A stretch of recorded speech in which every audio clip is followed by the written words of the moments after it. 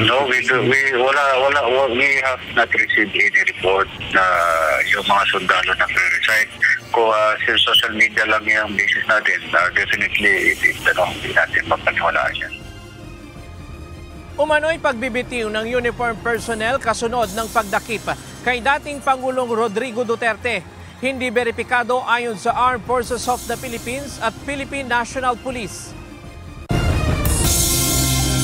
Is our opinion, ma'am, na nasunod po yung proseso. Kaya nga sabi ko nga sa iyo, we exercise maximum tolerance, o kung may mas higit pa sa maximum tolerance po, ayun po ang ginawa po ng PNP na mga nandun po. Philippine National Police nanindigang walang paglabag sa paraan ng pag-aresto kay dating Pangulong Rodrigo Duterte. Sana malinawan ng isip ng ating mga kababayan na itong mga ganitong klaseng tao, hindi sila leader, pero nakakagalit na magtatawag ng people power pero siya mismo nagtatago. Ano ba? Kung matapang ka, labas ka dito, alika. Dating Presidential Spokesperson Secretary Harry Roque sasampahan ng kasong inciting to sedition ng National Bureau of Investigation. We're going to plan it out muna. Mahirap kasing magplano ng patsi-patsi. Okay. Kailangan ng plano kasi isang taon tong rehab na to halos Di ba? Para sa ASEAN next year. Okay. So, kailangan ganun din yung planning. Rehabilitasyon ng EDSA iniurong sa Abril dahil sa kawalan pa ng konkretong plano. Modelong istasyon ng EDSA busway binuksan na.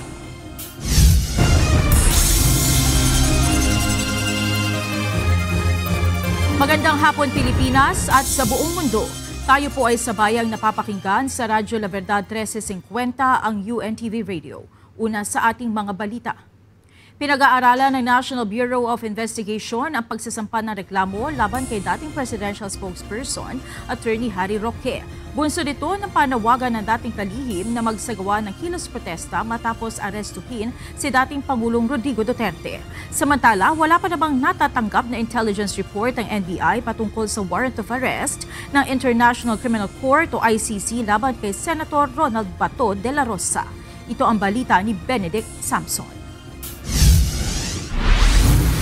Inciting to sedition, inaaya niya ang ating mamamayan na mag-go out na mag-people power. Laking kabalbalan yan. Inciting to sedition. Ito ang posibleng isang pangreklamo ng National Bureau of Investigation laban kay dating Presidential Spokesperson Attorney Harry Roque.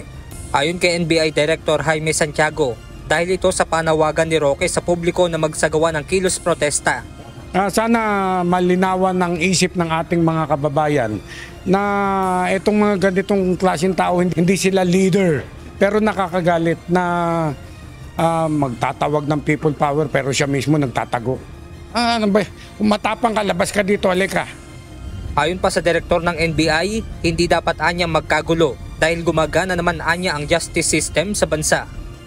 Our Supreme Court, our judicial system is functioning. They have all the remedies. Gawin nila yan. Pero wag nang magtatawag ng people power. Hindi malulutas ang problema sa marahas na pamamaraan. Wala pang binibigay na tugon patungkol dito si Attorney Harry Roque. Samantala, sinabi ni Senator Ronald Bato de la Rosa kahapon na mayroon na rin siyang warrant of arrest mula sa International Criminal Court. Pero sa ngayon, wala pa anilang impormasyon na natatanggap ang NBI patungkol sa ICC warrant of arrest laban sa senador. Wala pa akong natatanggap. Hindi natin masabi. Remember, they were all charged before the ICC. Kabilang ang senador sa mga sinampahan ng reklamo sa ICC bilang dating hepe ng pambansang pulisya noong kasagsagan ng madugong kampanya kontra ilegal na droga ng Duterte administration.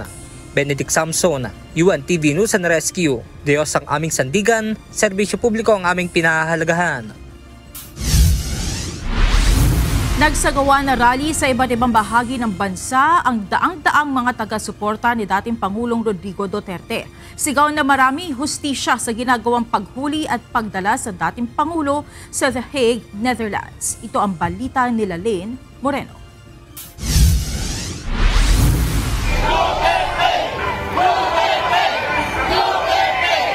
Libo-libong supporters ni dating Pangulong Rodrigo Duterte ang nagtipon sa iba't ibang panig ng Mindanao at Visayas upang magpakita ng suporta. Kasunod ito ng pag-aresto sa dating Pangulo nitong Martes.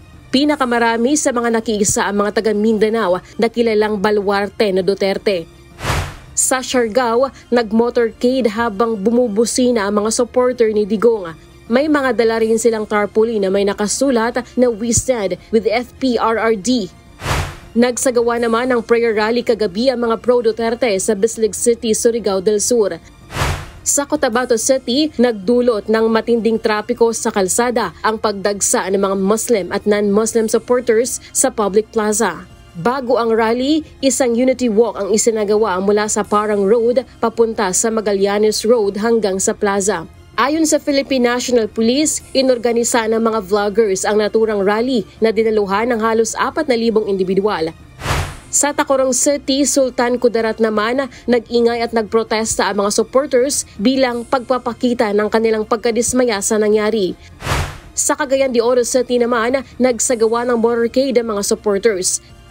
Sa Davao City na hometown ni Duterte, isang candle lighting at prayer rally ang isinagawa ng 3 barangay upang ipakita ang kanilang pagsuporta sa dating Pangulo. Umaasa ang mga ito na makababalik ng ligtas sa Pilipinas ang dating presidente. Isip Davaoenyo, isip Pilipino, ang dakong pagdismaya nga diin gidala siya nga pugsanon ngadto sa laing nasod nga diha sa ato ang mga dakong pagdismaya ang atong bugtong lamang nga mahimo is ang ato ang hiniusang pagampo para siya mahatagan og maing panglawas ug makauli siya dinhi sa atong nasod nga diin siya natawo nga safety. Kini tanan pagsulay lang ni malapsan na gyapon niya kay tungod tumong og tuyo niya para sa katawhan dili para sa iyang sarili. Maliban sa Davao, nagrally rin ang ibang mga Duterte supporters sa Tagum City, Bukidnon, General Santos City, Iligan City at Zamboanga City. Sa Bacolod City naman, mahigit 2,000 individual ang nagsagawa ng motor rally. Pagkatapos nito ay nagtipon sila sa harap ng Bacolod City Government Center. Ayon sa Police Regional Office 6, nakaalerto sila sa mga posible pang kilos protesta. Heightened alert kita subong, but no causal alarm. Okay, of course, wala naman natin ang situation and we have to maintain as much as possible prevailing peace and order. Lalaine Morano, UNTV News and Rescue. Diyos ang aming sandigan, serbisyo publiko ang aming pinahahalagahan. Hinikayat ng mga kapwa mambabata si Senator Ronald Bato de la Rosa na harapin na lamang ang kaso sa International Criminal Court o ICC. Ito ay matapos ipahayag ng senador na betrayal to the max ang ginawa sa kanya ni Pangulong Ferdinand Marcos Jr.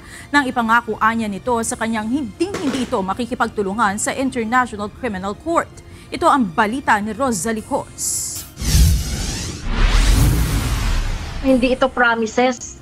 Yung accountability ay tama lang na tumulong si President Marcos para makakuha ng hustisya and accountability ang mga mamamayan na biktima, yung pamilya ng mga biktima. Isang relief o malaking ginhawa ng kalooban sa mga biktima ang pagsuko ng pamahalaan kay dating Pangulong Rodrigo Duterte sa International Criminal Court o ICC. Ayon ito kay House Deputy Minority Leader, ACT Teachers Party List Representative Franz Castro. Anya, tama lang ang ginawa ng Marcos Jr. administration na mas tinimbang ang hustisya kaysa sa umano'y pangako nito kay Senator Ronald Bato de la Rosa. Sa pahayag ni Senator De Rosa na dating hepe ng pambansang pulisya nang ilunsad ang kampanya kontra illegal na droga ng Duterte administration, may ipinangako niya sa kanya si Pangulong Bongbong Marcos Jr. na hindi nito tinupad. Very vivid pa sa aking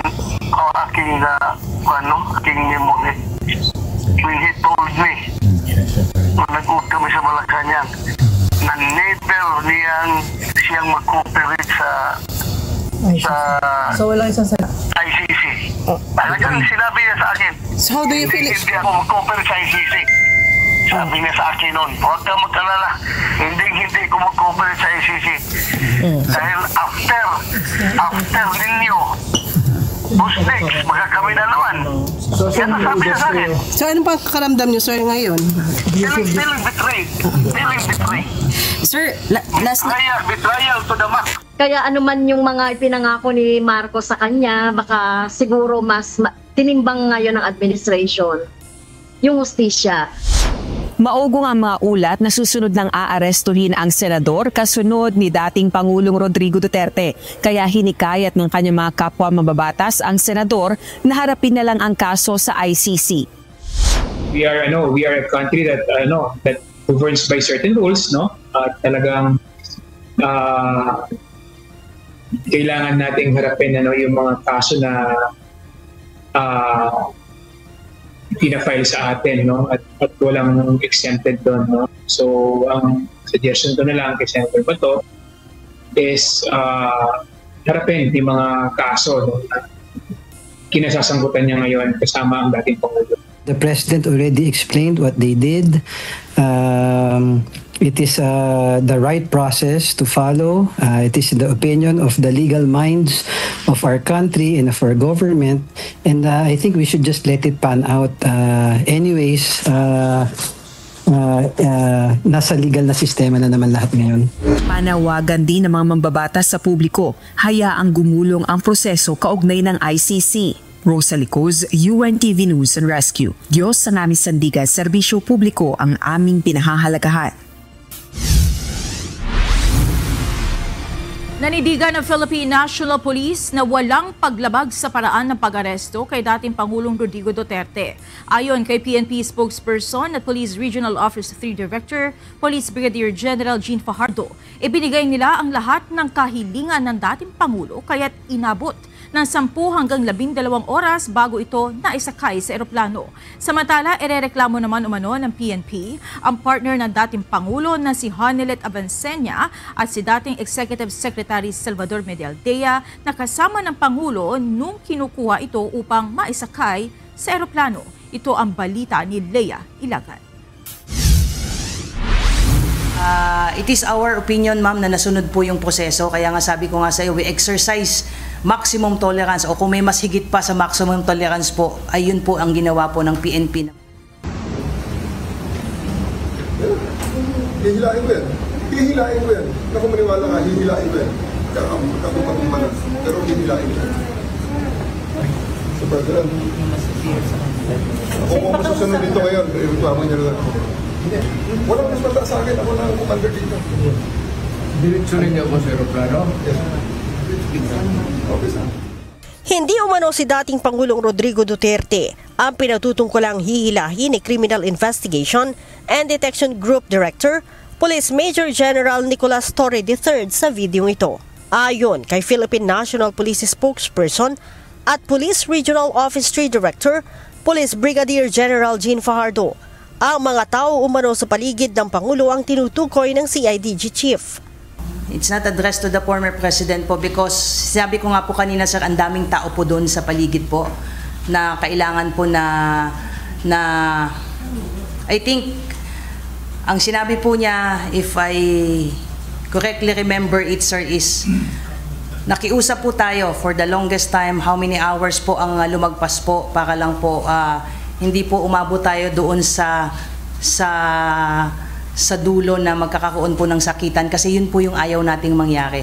At yun naman po ang nangyari, walang nasaktan po doon. However, we have to give ultimatum kasi gumagabi na po, nandyan na po yung eroplano at yung PCTC even kept on requesting us, we have to proceed na po doon po sa airplane. So it was at that time na sinabi po ni General Torre na makipag-cooperate po kayo dyan, yung mga nakapaligid po kay General kay former President, otherwise po ay magkakahilahan po tayo dyan kasi we will implement po what is to be implemented po. Wala din aniya naging paglabag ang general sa naging aksyon sa pag-aresto sa dating Pangulo. Katunayan, nagpatupad ang mga ito ng maximum tolerance sa kabila ng mga mura at pananakit na tinamo nila. Ito yung gawin niyo! Ang mga pulis pa nga daw ang nagtamo ng sugat matapos na pukpukin ang telepono ng partner ng dating Pangulo na si Hanilet Avancenia sa gitna ng komosyon. Anong action ang gagawin sa kanya ng PNP? Papailon ba siya ng kaso? Yes po, yung pulis po na nasaktan at nagkaroon po ng injury sa ulo po ay magpa-file po ng kaso po. Direct assault po. Hindi rin ligtas sa kasong obstruction of justice si dating Executive Secretary Salvador Meljaldea na nauna ng pinusasan. Nangyari po yon at the height po nung after matapos na po yung ultimatum, but they insist of not allowing po yung mga pulis po natin na lumapit po sa ating Pangulo para matapos na po at madala na po siya sa bus na magdadala po sa eroplano, but he refuses to accede to the request. That is why no less than General Torre ay hinawakan na po siya at binasahan po siya ng kanyang kakapatan na he has the right to remain silent at he is being charged for obstruction of justice po. So kaya po siya pinusasan at dinala po sa loob po ng bus. But eventually nung nandun na po siya sa loob ng bus ay tinanggal din naman po yung posas. Out of, again, human consideration. Itinanggi din ng PNP na mayroong mga pulis na umiyak sa kasagsagan ng pag-aresto sa dating Pangulo. You can believe whatever you want to believe, sir. We were there. Sabi ko nga, mataas yung tension doon, ang init, ang daming tao.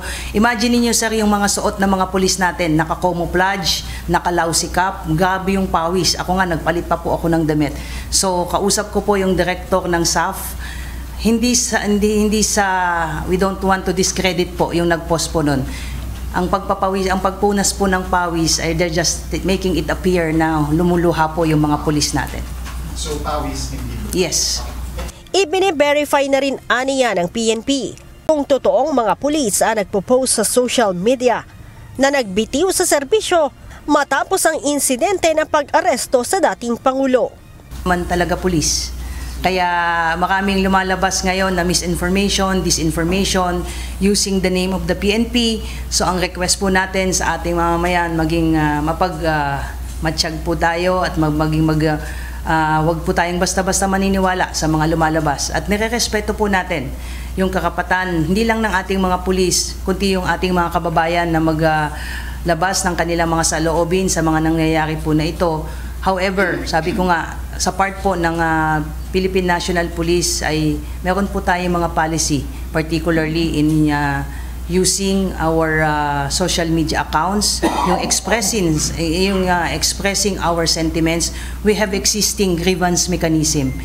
Sa kabila ng mga nangyari, pinayuhan ng pamunuan ng PNP ang mga pulis na mag-focus sa kanilang mga trabaho at huwag magpaapekto sa pagkakaaresto at pagpapakulong sa kanilang dating Commander-in-Chief. Leia Ilagan, UNTV, News and Rescue. Diyos ang aming sandigan, serbisyo publiko ang aming pinahahalagahan. Mariing itinanggi ng Armed Forces of the Philippines sa mga kumakalat na ulat sa social media na mayroong mga uniform personnel na nag-resign kasunod ng pagkakaaresto kay dating Pangulong Rodrigo Duterte. Panawagan ng sandatahang lakas sa ating mga kababayan, maging mapanuri at maging maingat sa pag-share ng nababasa sa social media. Ito ang balita ni Ryan Lacanlale. We have not received any report na yung mga sundalo nagre-resign. Kung sa social media lang yung basis natin, definitely hindi natin mapaniwalaan yan. Pinabulaanan ng Philippine Army ang ulat na umano'y may mga uniform personnel na nag-resign sa serbisyo kasunod ng pagdakip kay dating Pangulong Rodrigo Duterte nitong Martes. Ayon sa tagapagsalita ng Philippine Army, wala pa silang natatanggap na report na may mga nagbitiw sa serbisyong sundalo. But currently, wala tayong nare-receive ng mga reports actual na mga sundalo, Philippine Army na nagre-resign.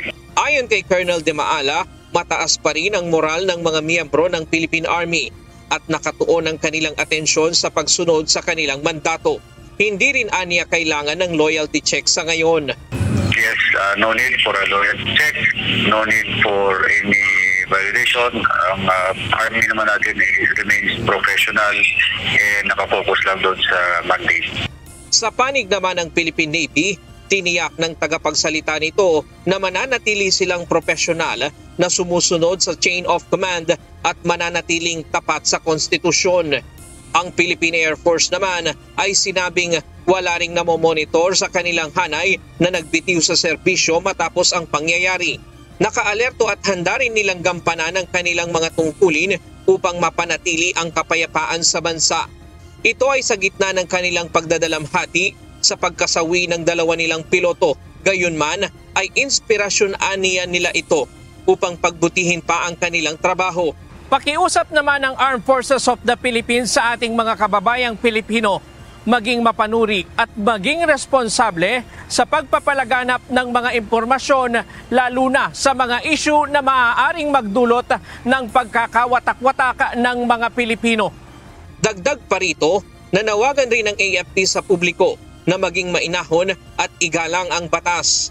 Pahalagahan ang pagkakaisa at hayaang umusad ang legal na proseso. Sinubukan naman ng UNTV na kunan ng mensahe ang mga umano'y nag-resign na uniform personnel mula sa AFP at sa Philippine National Police, ngunit wala pa silang tugon. Ryan Lacanlale, UNTV News and Rescue. Diyos ang aming sandigan, serbisyo publiko ang aming pinahahalagahan. 4 na lalaking sugatan dahil sa suntukan at rambulan sa Marikina City at Tagum City ang nirespondihan ng UNTV News and Rescue Team. Tinulungan din ng UNTV News and Rescue ang 3 sugatan sa rambulan sa Tagum City. Ito ang balita ni Juvie Saplad. Walang masakit sa leeg. Dito sir, ikot. Walang masakit. Tingin na po kayo. Tingin sa baba. Okay, sige. Walang masakit ha. Tingin sa akin, tingin sa akin. Humingi ng tulong ang isang concerned citizen sa UNTV News and Rescue Team kaugnay sa isang lalaking sugatan matapos itong makipagsuntukan sa Gem Subdivision Parang Marikina City mag-aalauna ng madaling araw kanina, March 13. Ang 30 anyos na lalaki ay nahihirapang huminga. Nagtamo rin ng mga galo sa kanang tuhod, kaliwang paa at may pananakit ng dibdib. Paglapit natin sa biktima, napansin po namin na nakaupo siya sa gutter at iniinda niya yung pananakit ng kanyang dibdib at medyo nahihilo rin. Inassess naman agad ng team natin. Ayon sa nakakita sa insidente, nagpang-abot ang biktima at kumpare nito na siya naman itong kasuntukan. Nag-abangan lang yun dito kanina kasi pagdating kanina, yung biktima na yun dito, tumambay silang dalawa dito. Tapos nagpang-abot na sila dito banda. Hindi, tumumba siya ilang beses. Hindi siya tumama yung ulo niya. Natumba lang siya ng yung likod yun. Tapos yung likod niya, tapos yung ito, napaupo siya dun sa banda ng sa motor. Napaupo. Tapos yung banda na rito, dito na siya natumba. Pero yung tumba niya, pag ganito. Pag ganun. Yung muna yung ganito lang. Pero hindi naman tumama yung ulo niya. Dinala ang pasyente sa Amang Rodriguez Medical Center.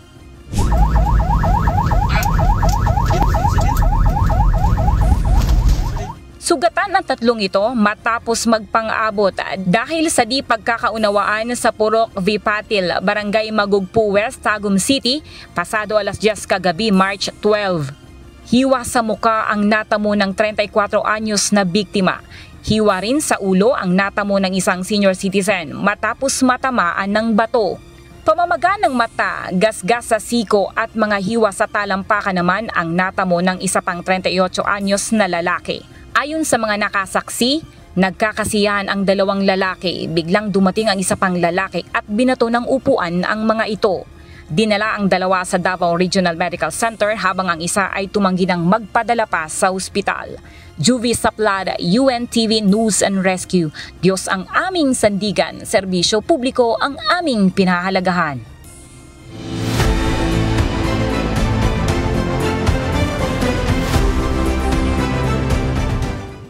Kinatigan ng Commission on Elections sa COMELEC, First Division.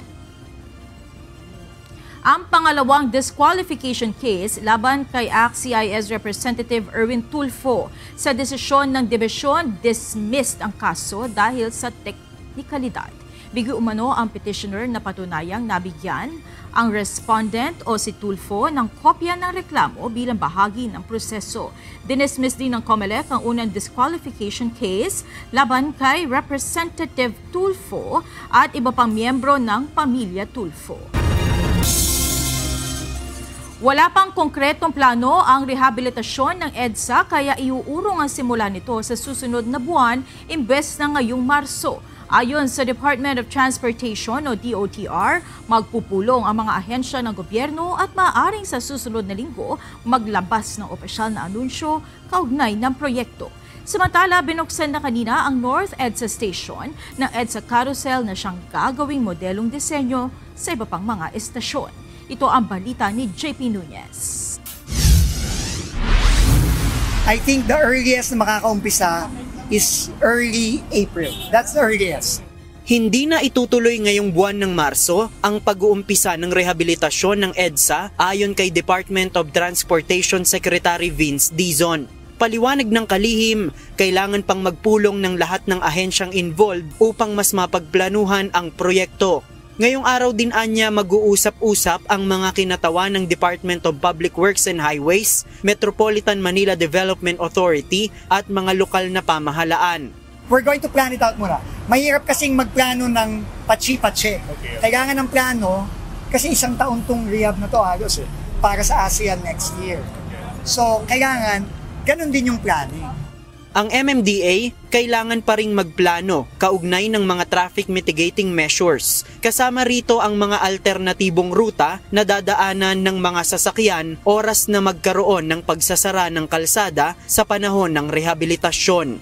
Talagang itong EDSA Rehab result sa mabigat na daloy ng traffic. Kaya ang pwede namin gawin ay i-manage yung traffic well, lalong-lalo na yung rerouting, advisory, para naman ma-mitigate yung pong pagbigat ng daloy ng traffic. Kapag naplansya ang plano sa EDSA Rehab, maaaring sa susunod na linggo ay meron ng detalyadong hakbang na iaanunsyo ayon kay Secretary Dizon. Samantala, kanina opisyal nang binuksan ang North EDSA Station ng EDSA Carousel. Ito yung istasyon ng carousel na donasyon ng private sector at planong gawing modelo ng DOTR sa iba pang mga istasyon ng EDSA Carousel. Kumpara sa mga kasalukuyang istasyon ng EDSA Carousel, ang modelong istasyon ay mayroong mga gumaganang elevator at escalator, bukod pa sa mga hagdan. Para sa mga differently abled person at sa mga nagdadala ng foldable bikes, mas kumbinyente ang bagong istasyon dahil sa mga elevator at escalator. Good thing merong elevator and may escalator. Kasi may mga stations like for example sa Guadalupe kasi ako manggagaling. So alam naman natin yung dadaanan sa may MRT area. So hagdanan. So definitely yung bagong concourse sobrang modern niya. It's really, we would say, revolutionary kasi yung experience namin sa pagdadala ng bisikleta, pag-bimodal everyday is talagang pagbibit-bitin namin yung bisikleta namin dun sa luma, itong mga existing na terminal natin, talagang sobrang hirap. Ayon kay Secretary Dizon, ang disenyo ng bagong istasyon ang paggagayahan ng iba pang mga istasyon ng EDSA Carousel oras na magsagawa ng rehabilitasyon. Isasabay na rin anya sa EDSA Rehab ang plano nilang pagsasaayos ng EDSA Carousel. Aayusin na natin and para pagdating ng next year, hindi lang tayo magkakaroon ng magandang EDSA dahil sa gagawin ng DPWH, gaganda na rin pati yung busway natin. JP Nunez, UNTV, News and Rescue. Diyos ang aming sandigan, serbisyo publiko ang aming pinahahalagahan. Tumaas na sa 213 meters ang level ng tubig sa Angat Dam. Gayunman, sinabi ng Metropolitan Waterworks and Sewerage System o MWSS, walang magiging shortage sa domestic supply maging sa irigasyon sa mga sakahan sa Bulacan hanggang sa pag-iral ng Tagaraw. Ito ang balita ni Nestor Torres. nakapag-ipon tayo ng tubig from the last year. No? Kasi nag-uulan tapos this first quarter ay meron din po tayong mga epekto ng mga share lines sa mga watersheds. In-expect po natin na this summer ay di po magkakaroon ng mga matinding kakulangan sa tubig. Nasa 213.27 meters na ang water level ng Angat Dam base sa pinakabagong ulat na ibinigay ng Metropolitan Water Works and Sewerage System o MWSS. Mas mataas ito ng 11 meters kumpara sa 202 meters ng taong 2024. Ayon kay Metropolitan Water Works and Sewerage System o MWSS Engineering and Technical Operations Group Acting Deputy Administrator Patrick James Dizon, walang magiging shortage ng tubig hanggang katapusan ng tag-init dahil mataas ang naging year-end elevation ng Angat Dam. Wala ring mangyayaring spilling activity sa dam ngayong first quarter ng taon. Base sa inaprobahan ng National Water Resources Board o NWRB, may allotted na 52 cubic meters per second sa domestic water na pinakikinabangan ngayon ng Bulacan, Rizal, Cavite at buong Metro Manila. 40 CMS naman ay sa mga sakahan sa Bulacan.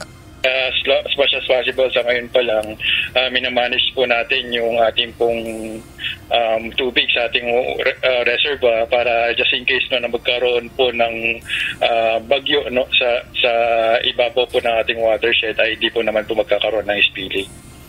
Inaasahan ng MWSS pagdating ng summer hanggang June ay pababa pa ang level ng tubig sa Angat Dam.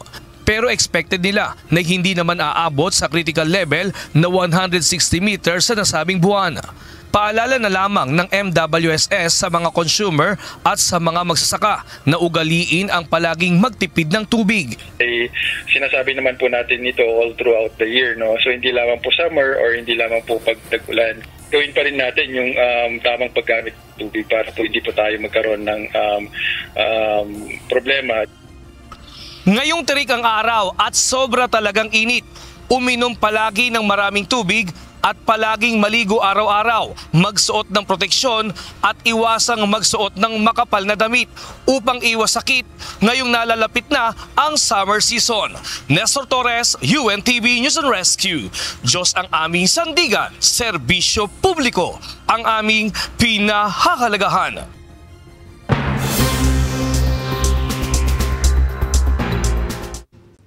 Nagsagawa ng surprise visit si Russian President Vladimir Putin sa Kursk, ang natatanging territorial bargaining chip ng Ukraine, habang pinag-aaralan ng Kremlin ang 30 araw na tigil putukan na iminungkahi ng Estados Unidos. Ayon kay Putin, layunin ng Moscow na ganap na palayain ang Kursk sa lalong madaling panahon.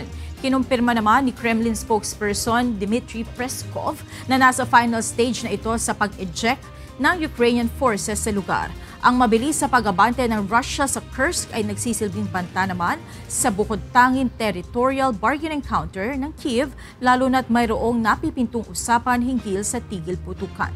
Sa gitna na lumalakas sa opensiba ng Russia, sinabi ng Ukraine na umatras na ito mula sa ilang bayan sa Kursk upang protektahan ang buhay ng mga sundalo. Samantala, sinabi ni US President Donald Trump na nasa kamay na ng Russia ang desisyon hinggil sa ceasefire habang patungo sa Moscow ang kanyang mga kinatawan para sa negosasyon.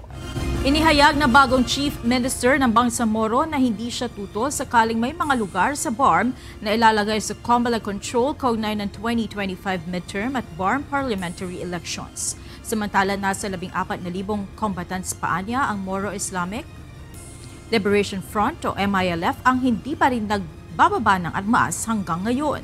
Ito ang balita ni Dante Amento. The President instructed me to help institute the peace and order situation in BARM. Then we committed to that, particularly on this coming election. 2025 election. Bumisita sa Commission on Elections o COMELEC ang bagong talagang Chief Minister ng Bangsamoro Autonomous Region in Muslim Mindanao o BARM na si Abdul Rauf Makakua kaninang umaga. Si Makakua ang kasalukuyang Chief of Staff ng Bangsamoro Islamic Armed Forces. Tiniyak nito na ginagawa nila ang lahat para sa ligtas na halalan sa rehiyon sa Mayo at sa unang parliamentary election sa Oktubre alinsunod sa mandato ng Pangulo. Aminado itong may mga karahasan pa rin na nangyayari sa lugar pero kontrolado naman anya ito. Kailangan din namin i-address yun because one way to show to the world that BARM is now in business is making peace and order situation, particular on related to the election. Kasi alam din naman natin na yung BARM is parang napapublish na palaging may problema tayo during the election. Hindi rin anya siya tututol kapag sa hinaharap ay may lugar sa BARM na isa sa ilalim sa COMELEC control. Sa 38 areas of concern na nasa ilalim ng red category, 32 rito ay nasa BARM.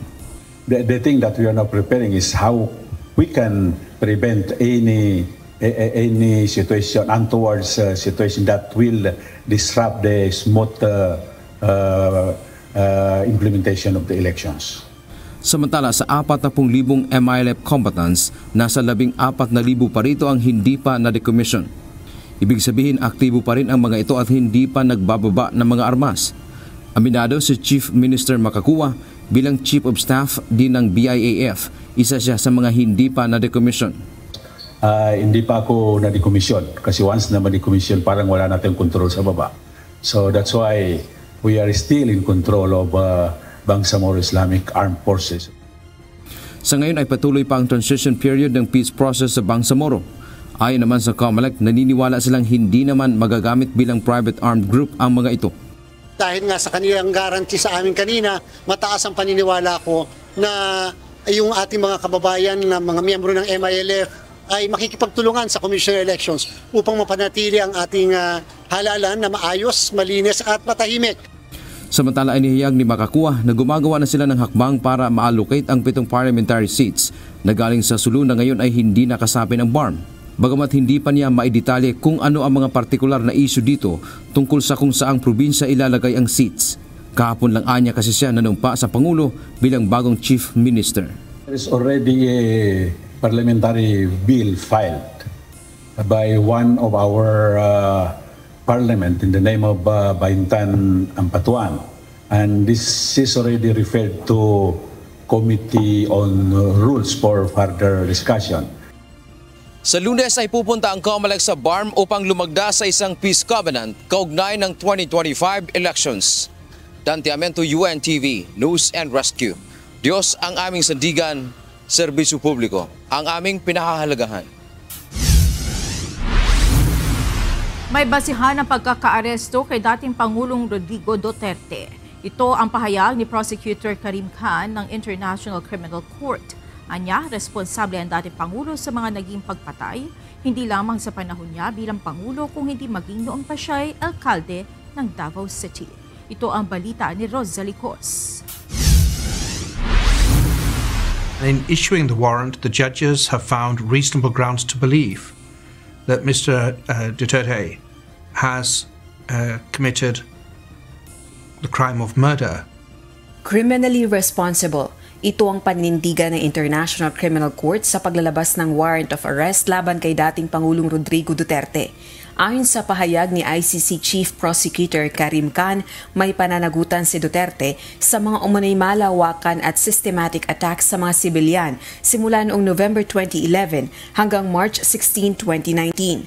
Bukod dito, ang mga pagpatay noong mayor pa lamang siya ng Davao City at bilang tagapanguna ng Davao Death Squad. Sa tulong anya ng pamilya ng mga biktima at sa tulong na rin ng pamahalaan ng Pilipinas, napatunayan ang reasonable grounds na nakagawa si Duterte ng crime against humanity bilang indirect co-perpetrator sa mga sinasabing extrajudicial killings ng kanyang anti-drug war campaign. It's important to show that the office has been working with communities, with states, with international organizations, with other partners to make sure that the investigation could be focused and could move as effectively as possible. And many say that international law is not as strong as we want, and I agree with that. But as I also repeatedly emphasize, international law is not as weak as some may think. Ayon sa ICC prosecutor, sa ngayon ay naghahanda na sila sa unang hakbang ng paglilitis. Sa ngayon, presumed innocent si dating Pangulong Duterte, ngunit sa lalong madaling panahon ay inaasahan na sisimulan na ang paglilitis sa harap ng mga hurado ng ICC. It's important to underline as we now start a new stage of proceedings that Mr. Duterte is presumed innocent. He will make his initial appearance before the court soon. And the focus of the office is on the judicial proceedings, on proving its case before the judges of the International Criminal Court.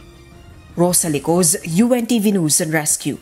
Diyos ang aming sandigan, serbisyo publiko ang aming pinahahalagahan.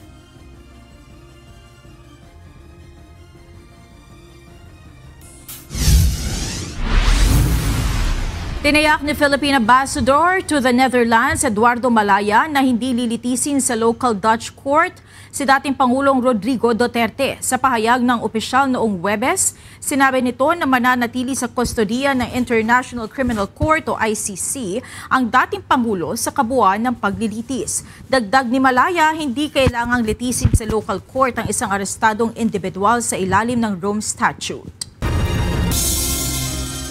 Tinayak ng Philippine National Police o PNP na hindi bumaba ang moral sa kanilang hanay kaugnay ng pagkakaaresto kay dating Pangulong Rodrigo Duterte. Pinabulaanan din ng ahensya ang mga kumakalat na post sa social media na may mga nagre-resign na pulis matapos maaresto ang dating Pangulo.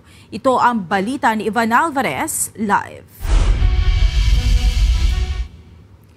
Evan, na-verify ba ng PNP yung mga social media posts na kumalat? Yes, Monica, ayon sa pahayag ng Philippine National Police o PNP, kinumpirma nila sa Anti-Cybercrime Group o PNP-ACG na tanging mga nagpapanggap na pulis lamang itong mga kumakalat sa social media na umano'y mga nagbibitiw sa pwesto pagkatapos o after ng pagkakaaresto kay dating Pangulong Rodrigo Duterte. Nanindigan si PNP spokesperson at Police Regional Office 3 Director, Police Brigadier General Jean Fajardo, na hindi naapektuhan ang kanilang moral ng nangyayaring pagkaaresto kay former President Rodrigo Duterte, gayong ipinatutupad lamang nila ang kanilang mga mandato. Tama po ma'am, sabi nga natin, professional ang ating mga kapulisan. Alam nila na nandun tayo para magpatupad ng ating mandato at yun ang ginawa natin, sabi nga natin, mission accomplished, kaya mataas ang moral ng pulis natin. Sa isinagawang live discussion dito sa Malacanang kanina ay ipinaliwanag ni Police Brigadier General Fajardo na walang rason upang bumaba ang moral ng mga pulis lalo na at matagumpay nilang naisagawa ang kanilang tungkulin.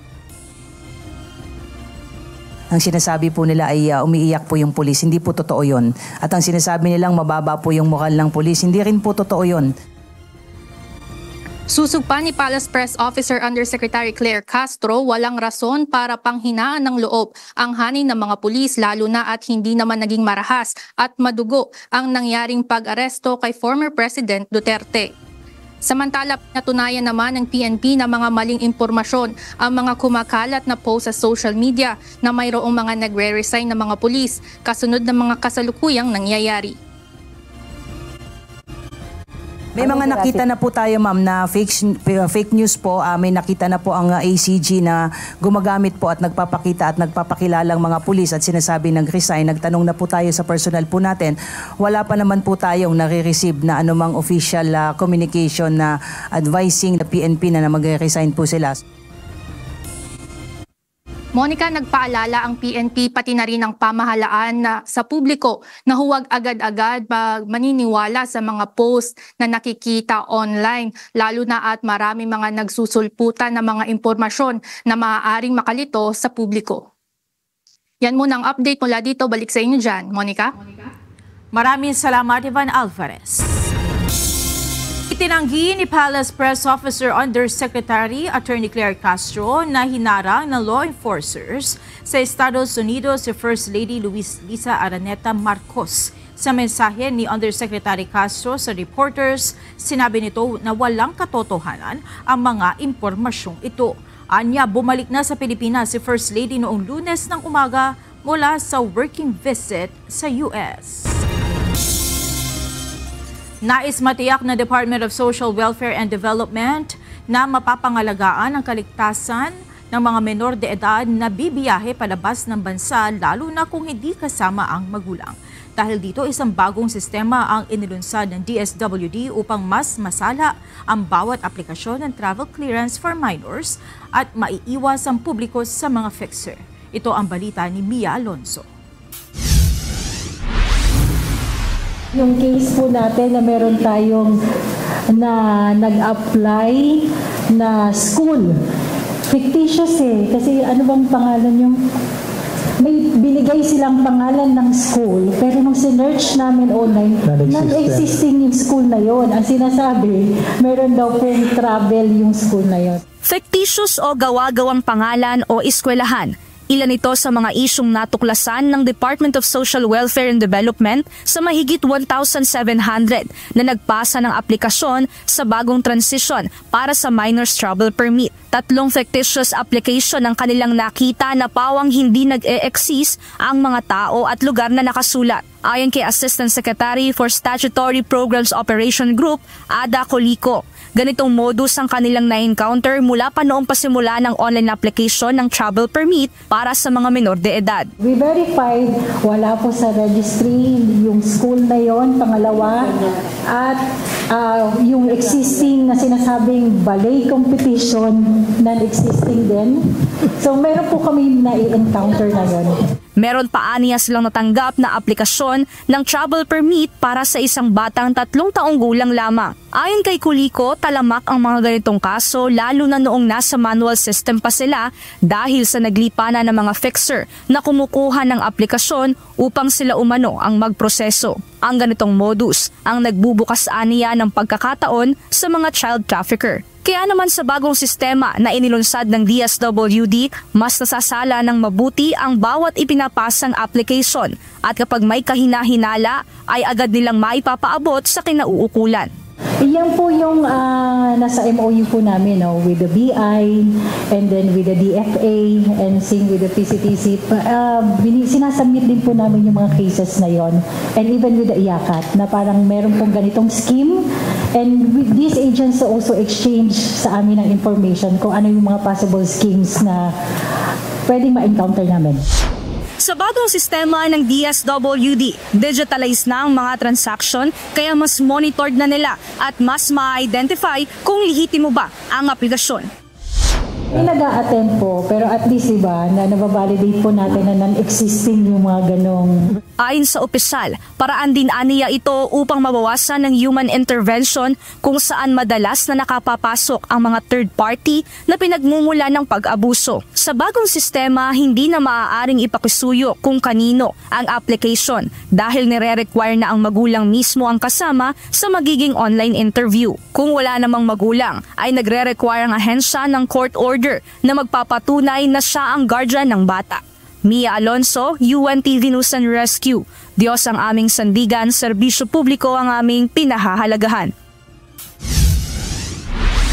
Isinagawa ngayong araw ang first quarter nationwide simultaneous earthquake drill sa iba't ibang bahagi ng bansa. Sa Davao Region, isang tsunami simulation din ang idinaos sa 4 na barangay sa Digos City. Naglalayon nito na magbigay ng kaalaman sa mga tao hinggil sa tama at wastong pamamaraan kung paano makaliligtas sa ganitong uri ng kalamidad. Ito ang balita ni Marisol Montaño.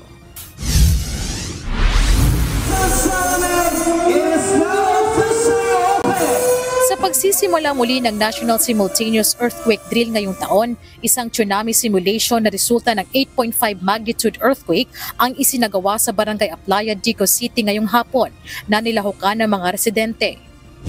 Ang Digos City ay matatagpuan sa western coast ng Davao Gulf kung saan 4 sa mga barangay nito o hindi bababa sa 500 pamilya ang nakatira malapit sa coastal area kung saan madaling tamaan ng tsunami sakaling may malakas na pagyanig na maranasan sa lugar. Layo ng earthquake drill na masubok ang kahandaan ng Tsunami Contingency Plan, paggana ng installed local alarm system gaya ng ground shaking at community-based alarms sa mga barangay. Gayon din ang evacuation procedures at pagiging proactive ng mga kababayan sa sakuna. Sa ganitong paraan din matutukoy ang pagkukulang at rekomendasyon ng mga ahensya upang maisaayos at mapabuti pa ang earthquake response ng rehiyon.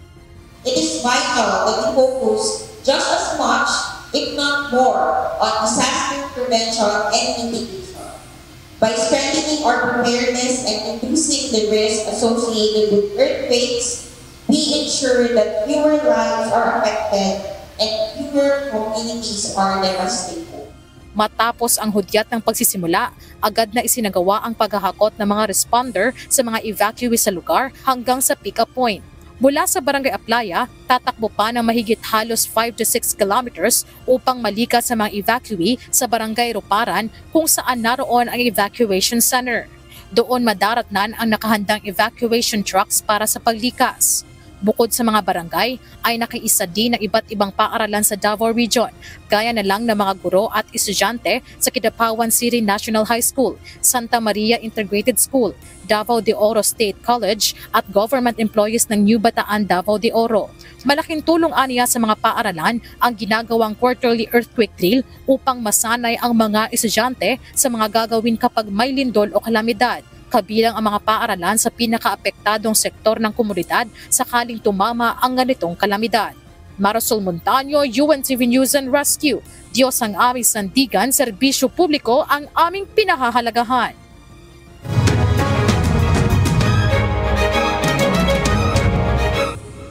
Mga bata sa lungsod ng Baguio kabilang sa benepisyaryo sa kauna-unahang Bahay Bulilit Learning Center sa Cordillera Administrative Region. Ito ang balita ni Grace Doctolero.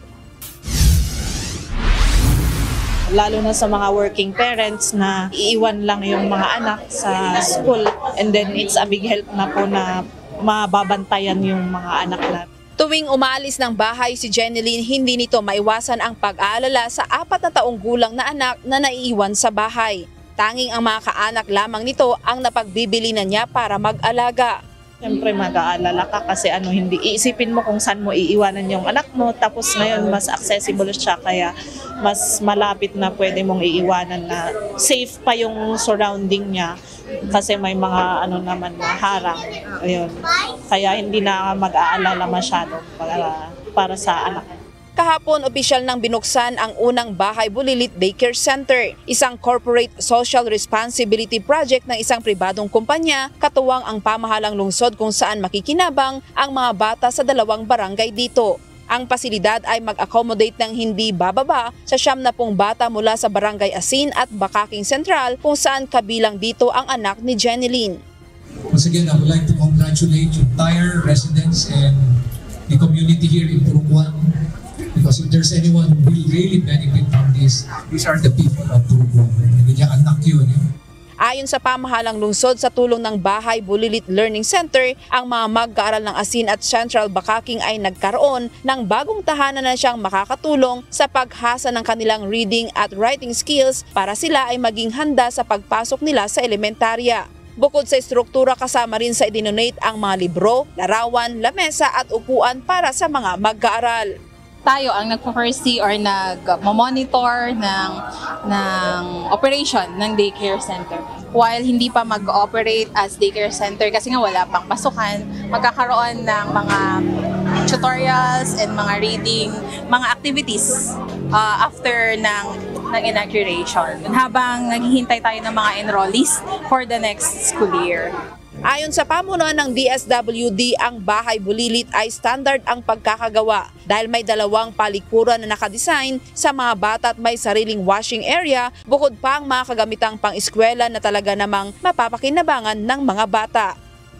Ganito yung CR dito sa Bahay Bulilit dito sa Asin. Tingnan nyo naman kung gaano kaliit dahil ang mga magsi-CR lang dito talaga is 2 to 4 years old. At ang kanilang washing area, tingnan nyo naman kung gaano din kaliit at kababa.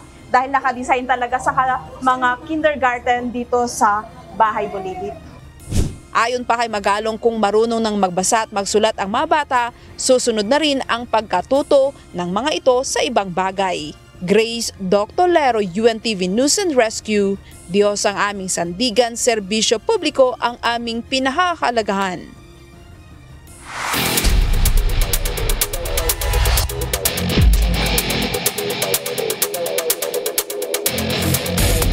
Nag-alab ang aksyon sa volleyball court matapos magharap ang COMELEC Suffragettes at NCMH Wellness Warriors sa isang matinding 5-set duel kung saan nanaigang COMELEC. Samantala, mabilis namang natapos ang dalawang sumunod na games ng BFP Lady Firefighters at PNP Lady Patrollers sa isang malinis na 3-set sweep. Ito ang balita ni Jet Neresina. Stay down. Good set. Yes, sir. Isang kapanapanabik na 5-set match ang naganap sa pagitan ng Comelec Suffragettes at NCMH Wellness Warriors, kung saan nagwagi ang Comelec sa score na 3-2. Matikas ang simula ng Suffragettes, kung saan gamit ang kanilang solidong opensa at matibay na depensa, tinapos nila ang unang dalawang set sa score na 25-21 at 25-14.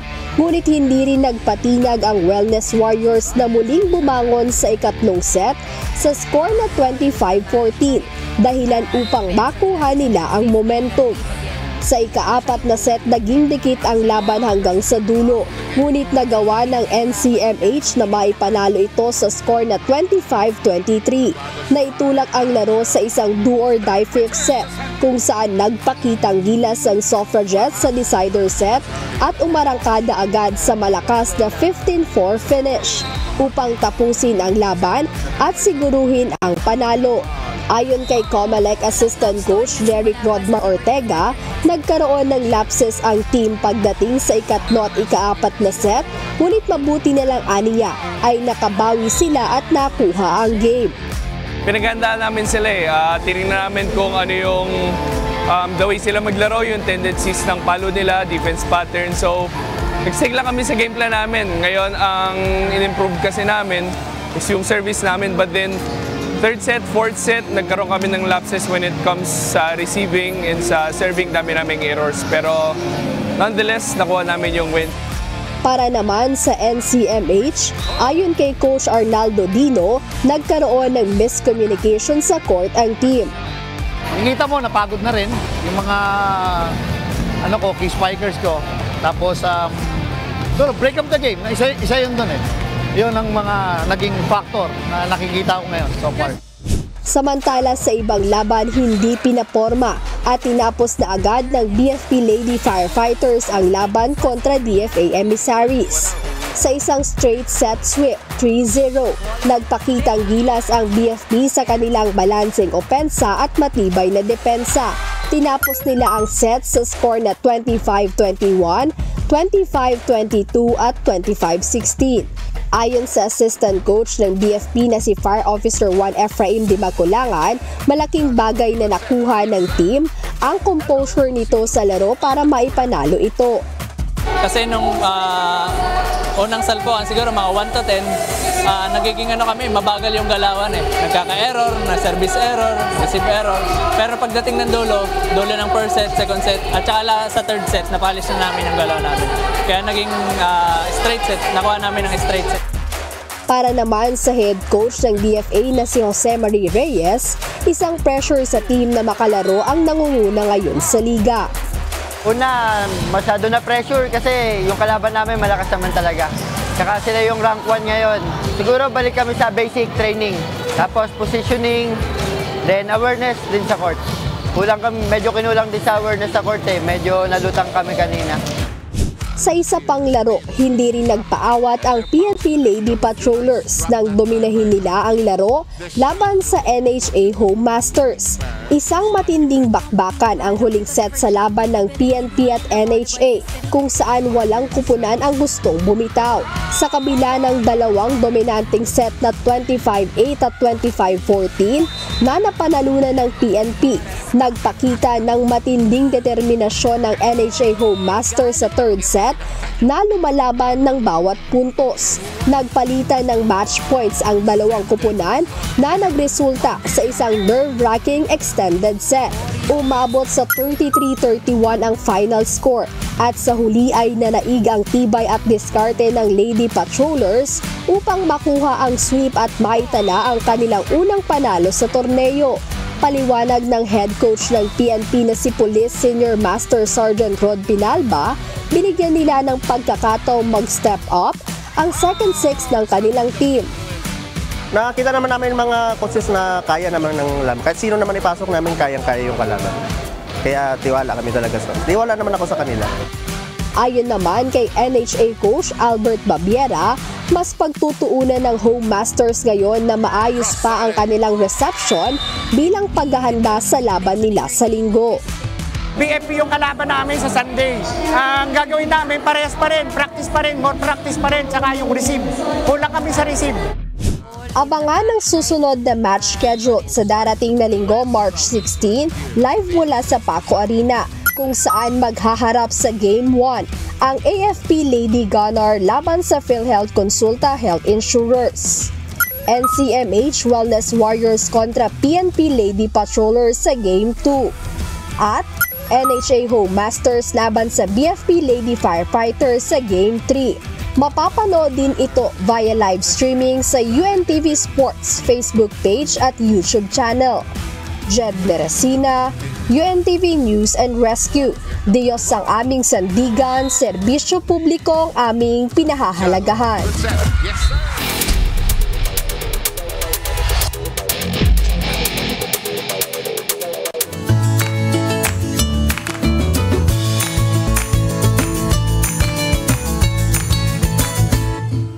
Narito naman ang ating mga nagkikausi ngayong araw ng Huwebes. Salamat at shoutout kina Arturo Dante, Bobby Antoniano, Lira Tukay, Ante Portan Heron, Bienvenido de Aces Jr. at Gregorio Paning Batan.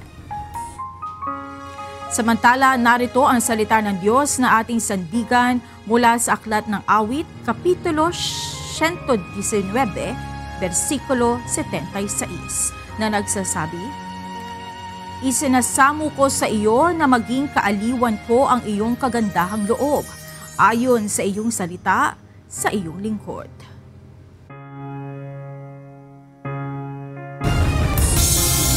At yan ang naging kabuuan ng ating balitaan ngayong gabi.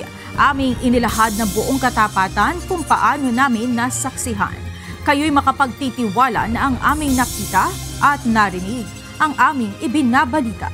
At dito sa UNTV, Diyos ang aming sandigan, serbisyo publiko ang aming pinahahalagahan. Magandang gabi.